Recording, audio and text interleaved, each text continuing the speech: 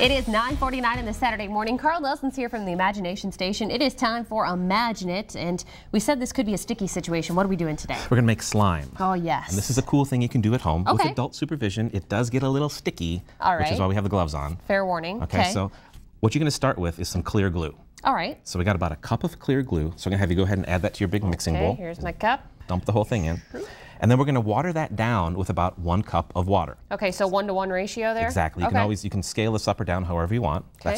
It's going to make a mess. Don't worry All about right. it. Go ahead and dump the water in. Okay. And what you've got now is a mixture of water and polyvinyl alcohol. Go ahead and mix that up with your hand gently, sort of mix the two together. Now, polyvinyl alcohol is a long chain polymer, kind of like these beads on this string. Okay. Okay, a lot of repeating units. Right. And what you've got inside there right now is something like this, all sorts of individual molecules that are slipping past one another. This is not good slime. No, you can see it's just... Good slime is this right here.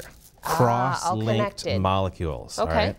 The other thing, too, is slime is generally not, that looks like mucus. We need slime, so we're going to add some green food coloring as well. Okay. All right? Just as many drops as I like? Whatever you like. A nice green color, and then go ahead and mix that up. That's probably pretty good. Okay.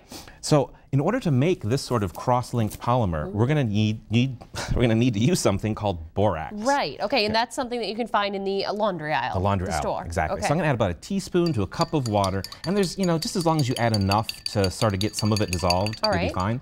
Now, like I said, you don't really have slime right there. We don't, not yet. We have the color. If we add the cross-linking agent, it'll start to make, All right. start to do the chemical magic here. So about a 1/4 cup or so. I'm just going to add that in. If you can slowly just sort of knead that together. Okay. It takes a little bit of time for the cross-linking to happen. Oh, but I can feel it starting to thicken. Now the other thing too is if you don't have clear glue, you can do white glue as well. It just doesn't really quite look like slime as much. Sure. So why don't you go ahead and see if you can pull up some of your slime there. Ooh, there you go. That's a good one. And sort of the neat thing is, over time, wow, it's really, keep digging down in there. Over time, the cross-linking will continue to happen, and that entire bowl will turn into a solid slug. I think it's cross-linking on my fingers because I'm finding it harder to move. It's probably sticking to your fingers as well. Yep. In fact, what's kind of neat, if you do have the white glue and the clear glue, let's mix them together here. Okay. You get like a nice coloration there. You know what that one looks like? That one looks more like it reminds me of that stuff from Nickelodeon back in the day. Gak or something like that. Yeah. But again, what we're doing is we're cross-linking those polymers. Okay. And how much can you pull out of it? How high can you stretch that? Ooh. Now, see, I like the combination. Look of at yellow my and the hand green. is stuck in there. It is stuck to your hand. Exactly. Now, keep in mind, you don't want this to be washed down the drain.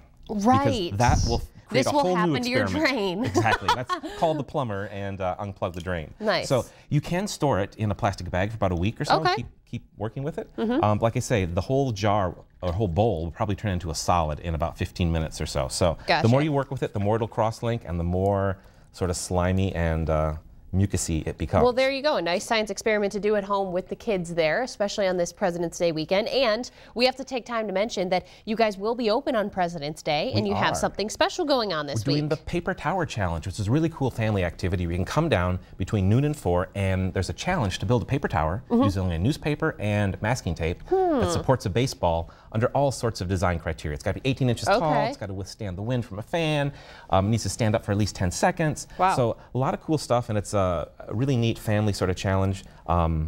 Prizes for the winners as well. Okay. So a nice engineering topic, fun activity, and even something you could do at home. Awesome. Well, Carl, thanks so much for coming in. I'll tell you what, this is definitely fun. Good thing I put a glove on. You're right.